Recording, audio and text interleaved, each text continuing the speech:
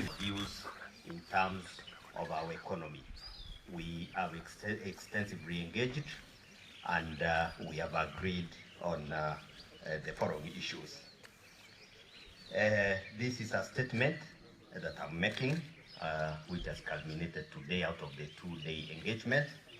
And on the new political dispensation, we have had a productive consultative meeting with elected leaders, professionals, civil society, and other stakeholders from the Nyanza region. This is part of the ongoing Hustler Nation discourse that puts issues of ordinary people, mama mboga, boda operators, farmers, traders, pastoralists, fishermen at the center of our political conversation. This is a new paradigm, premised on freeing our country from ethnic politics and conversations that is only centered on leaders. We have a new engagement of people-centered issues with tangible, life-changing results.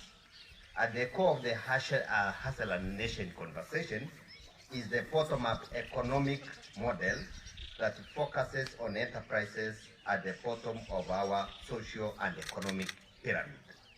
This is a departure from the trickle-down model that has for years excluded millions of citizens from the economic mainstream, denying them the opportunity to realize their full potential.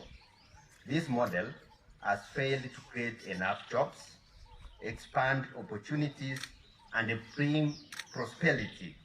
Instead, it has fostered a hostile environment, benefited a few, spread corruption, patronage, and cartels. Over the past 2 days, we have held a brainstorming session with leaders, professionals, and representatives of integral stakeholder segments drawn from the Nyanza region. We have had a robust, extensive, frank, and candid engagement on the single most important destiny-changing discussion in our country's economic history. Ladies and gentlemen, the deliberations have led to the following outputs as the 23 key thematic areas as the economic development priorities of the Nyanza region. The first one is the revival of the sugar industry. This country continues to be a net importer of sugar, yet there exists a huge opportunity in Nyanza region being the backbone of sugar industry in the country. We are aware of the ongoing conversation between the national government, counties, and farmers regarding the privatization of government-owned sugar factories. We appreciate this discussion and expect a speedy conclusion of it. Our deliberations further focused on enhancing production through the provision of quality and variety seeds and inputs to farmers and the processing with modern technology, which in turn will take the sector back to its growth trajectory. Knowing that in the region, our cost of production per metric ton being the highest, a concern was raised whether we need to start thinking of alternative crops. Ladies and gentlemen, on the second point on optimal exploitation of the fishing potential and the blue economy in general, we agree that the fish potential in Nyanza region is about 300,000 metric tons. However, this has declined to less than 120,000 metric tons over the years. As a result, Kenya is witnessing increased importation of fish, mainly from China. We need to change this trend by meeting the local demand through local production and bettering the lives of the fishing community. There exists opportunities of investment around the fish value chain, starting from organizing fish management units to cooperatives, establishing of cold storage facilities, expansion of cage culture fishing, access to fishing gear equipment through affordable financing, and countrywide promotion of fish consumption. On point number 3, we have agreed that rejuvenation of the cotton sector together with corresponding revival of economy. In relation to this, the cotton value chain, the revival of Kikomi and the mountains remains a priority in providing sustainable markets for farmers. Up to that level, I will give my colleague this chance to proceed. Thank you, Mheshimiwa, Your Excellency. 4, we deliberated on matters bananas. We said the region recognized the need for adoption of tissue culture bananas to enhance productivity, modern collection system, storage facilities, and local value addition to maximize earnings for farmers. We also looked in the area of milk production, and we said participants appreciated the need to enhance milk production to make the region self-sufficient. This calls for investments around breeding, collection, and cooling, and enhanced extension services. Also, we looked at the area of coffee and say the forum acknowledged the potential for coffee to be a key source of income to most farmers in the region. It was agreed that there is need for investment in accessibility of high-quality seed varieties, mini processing, milling, and milling in the region. 7, small and micro enterprises, which is quite at the heart of the bottom-up. It was agreed that there will be modalities to support farmers and small and micro enterprises to access credit to boost productivity. And 8, the area of rice. There needs to be a keener focus on the exploitation of rice farming in the region, particularly expansion and operationalization. Unasikia hiyo kizungu vile ni kubwa. Of irrigation schemes that include Ahero, Oluch Kimira, and Lower Kuja schemes, among others. Regional financing institutions. The meeting unanimously agreed on the establishment and operation of a regional financial institution which would enhance access to affordable credit, which in turn will finance entrepreneurship. Infrastructure, roads, water, sanitation, electricity, airstrips, and etc. Of priority in this area is the Lake Region Ring Road and upgrading of Kisumu International Airport Cargo Division. On mining, we say there's need to fully exploit the existing natural resources in the region. That includes gold in Migori, soapstone in Kisii, oil in Kano, Nyakach, and iron ore in Homa Bay. High value crops, enhancement of agricultural production in general, entailing and exploited potentials like tobacco, avocado, mango, sorghum, sweet potato, banana, maize, soya, and sunflower. On women, youth, and persons living with disability, quite a critical mass of the hustler nation. Harnessing and promoting economic development programs and opportunities for special interest groups. For example, women, persons living with disability, youth, and the elderly. And on 14, we addressed the issue of marginalization. This engagement will progressively cover all counties, regions, and all sectors of our economy. We have already held similar consultations with the Mount Kenya region. We have also planned similar engagements and consultations with the Western region, the Northern Kenya, Coast region, Nairobi, Eastern and Rift Valley regions. Other areas that we covered include establishment and operationalization of the national, of the regional bank and other deposit-taking financial institutions and circles from which people of the region can access cheap credit to influence entrepreneurship and trade. Promotion of entrepreneurship and trade, MSSMEs. Infrastructure, roads, water, sanitation, electricity, airstrips, etc. Of priority in this area is the Lake Region Ring Road upgrading of Kisumu International Airport Cargo Division, among others. On the energy area, we looked into energy and the need to stabilize the energy so that the Jua Kali sector can have uninterrupted supply of energy. And then tourism, focusing on relevant aspects of the Western tourism circuit, cultural heritage, creative industry and support and sports as a business.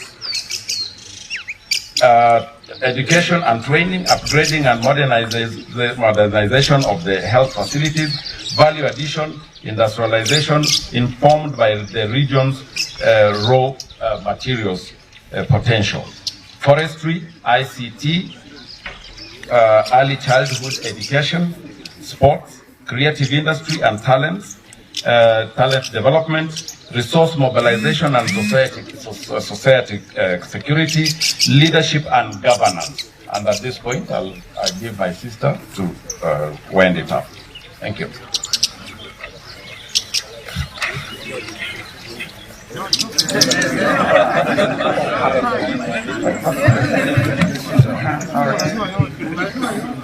I'll proceed from there, His Excellency. Today we have structured a framework for these consultations and agreed as follows. 1.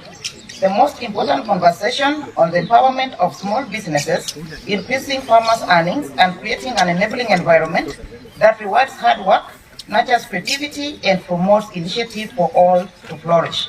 2. To ensure that all-inclusive conversation takes root, we have agreed on a framework of engagement beginning at the grassroots with farmers, entrepreneurs, traders, cooperatives, and other producer and business associations encompassing all the key agricultural value chains, in particular tea, coffee, dairy, fresh produce, rice, and miraa. 3. Patriotic Kenyans of all shapes, scholars, professionals, subject matter experts, business and community leaders will be brought on board to facilitate this comprehensive, all-encompassing national engagement. This conversation will culminate in a national economic charter that embodies aspirations of and our commitments to Kenyans at the grassroots and especially the hustlers at the fringes of our economic life. This is the new conversation and this is the new politics. Thank you. Before we invite the Deputy President to finish, I will ask the members of Parliament to get a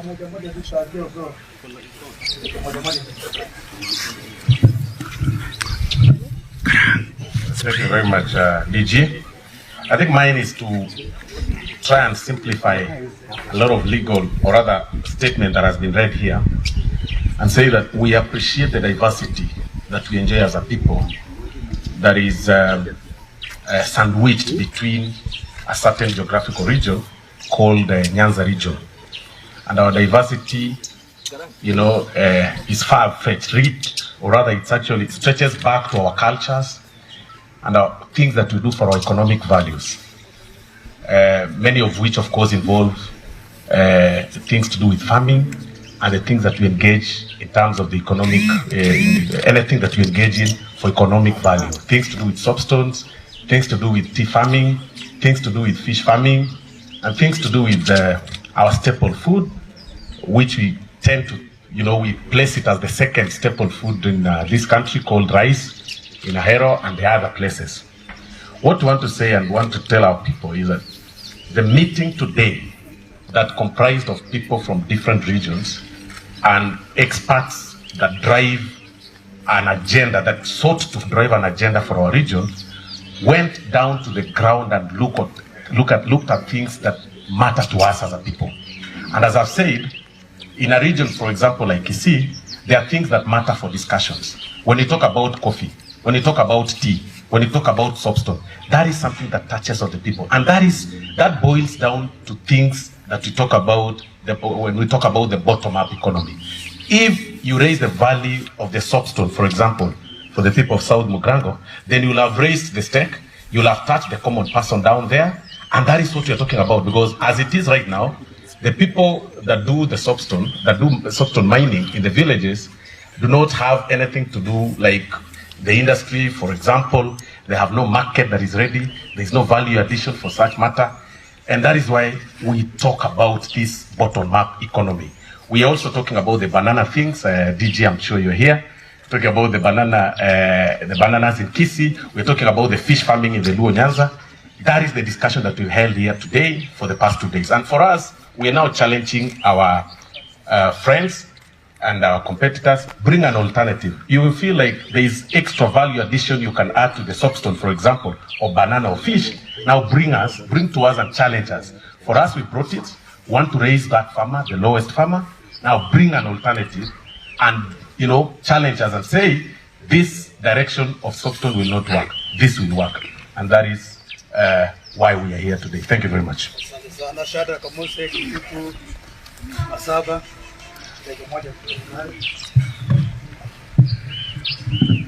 Thank you, Your Excellency, the Deputy President, and all of protocols observed. I also want to add that this caucus today is an extremely critical and crucial caucus.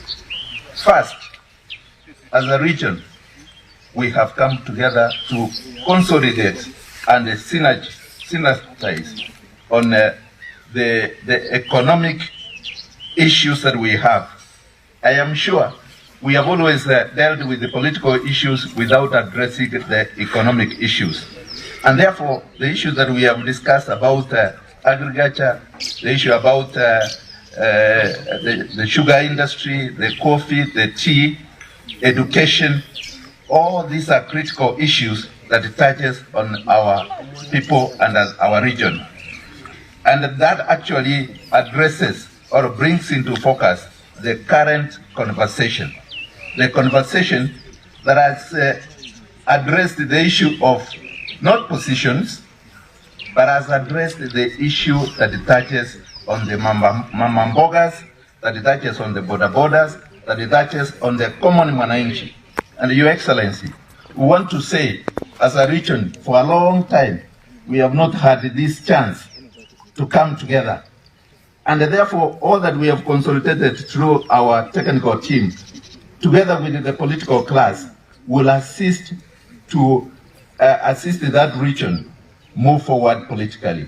We therefore want to say we are ready as the political class, we are ready as the economic team to work together to synergize all the resources that we have, the human resource and the expertise that we have, to make sure that the contribution we make as a region goes a long way to assist our people, and therefore the aspect of bottom-up would be able to grow our region economically and consequently politically.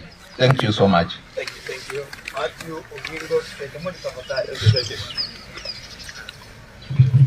Thank you, Your Excellency, for bringing the diversity of Nyanza together to discuss the economic priorities of the region. Your Excellency, we are persuaded by your policy proposition on how to implement the bottom-up strategy. Your Excellency, I want to take this opportunity to say that this is a step that is consistent with the constitutional imperative that requires public engagement in policy development. And this will go a long way in shaping the next government that we are waiting for. Your Excellency, at this juncture, I want to call upon the people from the Lake region to liberalize the political landscape so that they can enjoy the diversity of information that is available in the political space. It is by liberalizing that you will appreciate the different policy propositions that will inform the decision-making going forward. I know, Your Excellency, you have told us and assured us that the next step will be to take this conversation to the grassroots. We want to appeal that let the competition shift from position competition to policy proposition competition so that the best can win and Kenya will gain going forward. Your Excellency, our counties, the 6 counties here assembled, all generate a GDP of about 100 billion every year. With a bottom-up approach, you are going to re-engineer the economy at the grassroots that will triple the GDP of these counties in a matter of 2 to 3 years. So we look forward to that empowering dispensation that will give our youth employment, that will give our women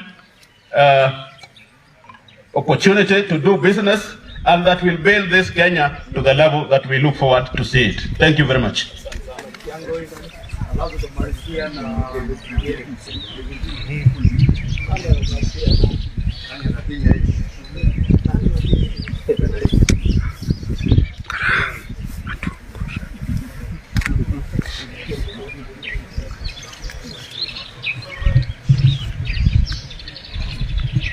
Thank you. My name is Mombasa from Nyamira. Every 5 years, you have watched us, and over the years, we go to the people and try and give a lot of promises. Promises to help our people, to uplift the lives of our people, to improve their welfare. As politicians, that's what we do during elections. At the end of the 5 years, the people are still at the point where we found them. Those promises have not been fulfilled. Because the model that has been applied, the trickle-down model, ni kama ile maji ambao which comes down in drops. And when it comes down in drops, it will be enjoyed by very few people. It will touch very few people. That's why I want to thank you, Your Excellency, for this bottom-up model that we are introducing. And I cannot understand whatsoever why people with ordinary knowledge cannot understand the bottom-up model that will begin at the bottom. Will begin at the bottom and improve their welfare so that we cover a bigger base. It has been explained, and I think that's why this model is a perfect model for Kenya. I thank you. Chenda, Miri, Senator Miri, Senator Manga, Dr. Maria Magara. I just want to sum it up by saying that the contest is now very clear.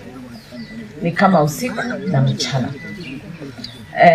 The contest is between those who want to change the constitution and us who want to change the economy. The contest is between the bottom up and trickle down. The contest is between those who want to create positions as we want to create jobs.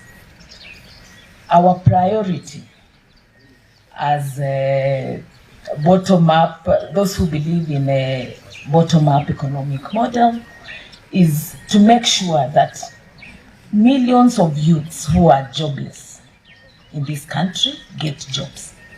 And that's why we retreat and come to such a function to actually see how we can be able to help our people as a region and as a country as a whole.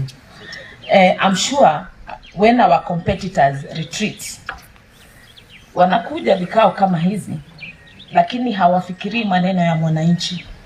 Wakikuja hizi vikao, ni wakuje waambiane, wewe ni kabila fulani, utaleta watu wa kabila yako, utapata kiti fulani, na wewe ni kabila fulani, utapata kiti fulani. Sisi tukija hapa, hoja yetu muhimu ni kufikiria mwananchi na shida ambazo mwananchi wa chini anazipitia. Asanteni sana. That put this document together. Your Excellency, I want to appreciate that you did indeed pick the brains of whatever it is that we are doing today, courtesy of the space you gave us. Our tribe is hustler, bottom-up economic model, full stop. They know that they don't understand this model. It's because they want to confuse Kenyans by some meaningless slogans and statements which don't make sense. And because those who fear change will always resist that change. We are telling them the moment of that change is now, and the moment of discussing economic empowerment vis-a-vis political position sharing is long gone. And I do believe that our Deputy President, the fifth President of this Republic of Kenya, is capable and able and meaning and willing to deliver Kenya from here to the next level using the bottom-up approach, touching 15 million Kenyans at the bottom of the pyramid. God bless you, and God bless the Deputy President of Kenya. Thank you. Sana na mimi niseme kitu moja, the bottom-up policy is the way to go. We know people are opposing it, but that's normal because people always are anti-change. But what they forget is that one thing that is always constant is change. We are prepared and we will pursue this policy which has been proven a success in other countries, in other areas, and we are sure that Kenya will be better under the 5th President, His Excellency, Dr. William Samoei Ruto. Na sasa nataka mkue karibu, akuje atumalizie.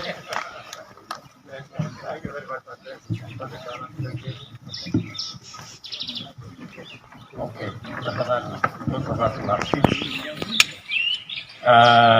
I know we are sitting under the scorching sun, but so are our friends from the movement. First, let me take this opportunity to thank and congratulate the participants here present, leaders from the 6 counties of the Nyanza region, professionals who have volunteered their time and expertise, other stakeholders from different sectors who also have made their contributions in a robust, informative, and in the best way that they could. This retreat to discuss matters economy of the 6 counties is a culmination of many meetings in different places by different groups and different sectors.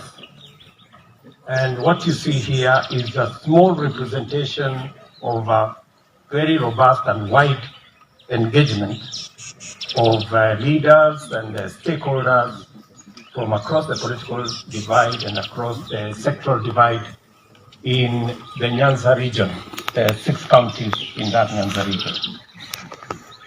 I am very proud and humbled to be here with my technical team to listen and to engage with this team so that together we can formulate an economic blueprint that will become the centerpiece of our engagement going into the next election.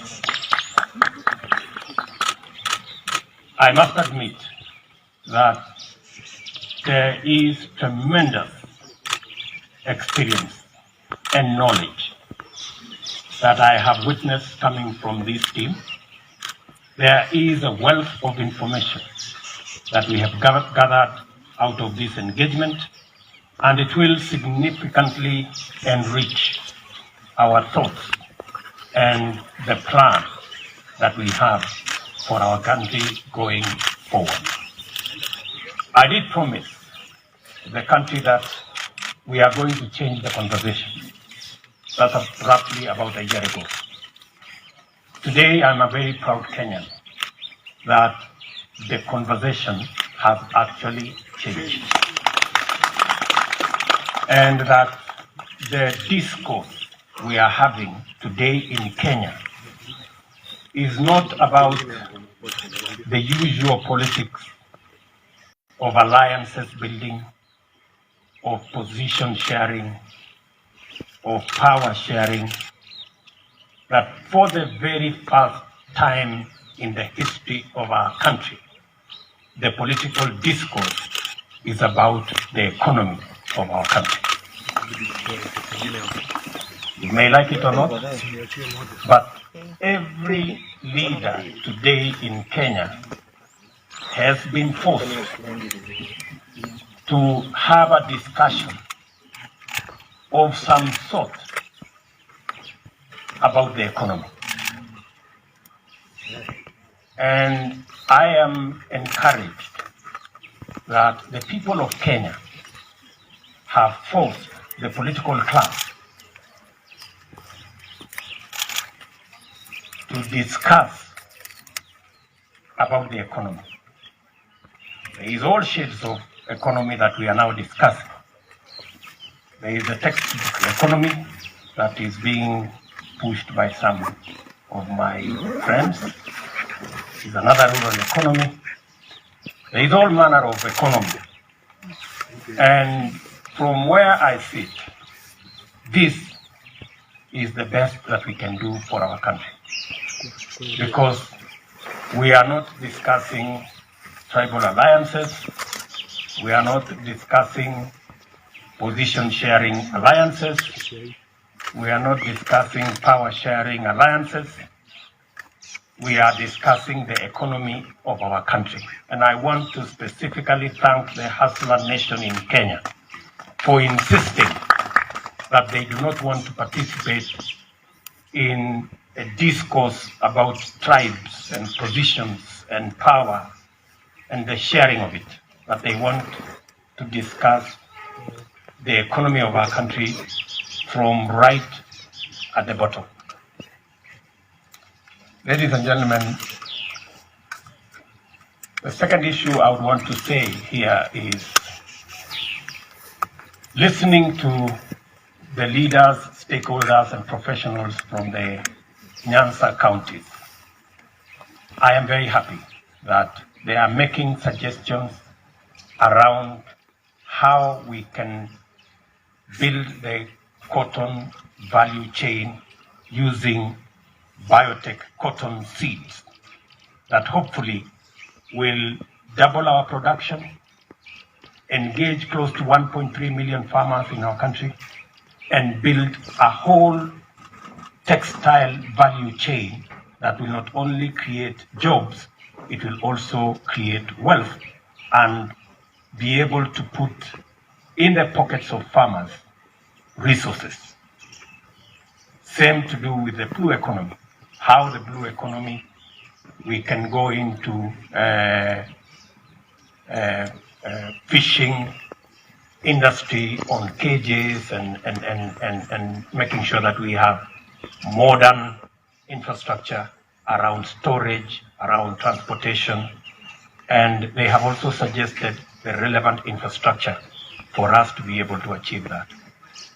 And all the other sectors that they have suggested.